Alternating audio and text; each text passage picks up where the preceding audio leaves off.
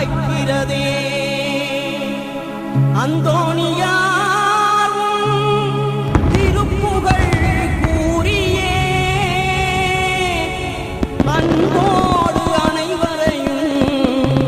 அழைக்கிறதே மறக்கிறதே Thirukkodi அழைக்கிறதே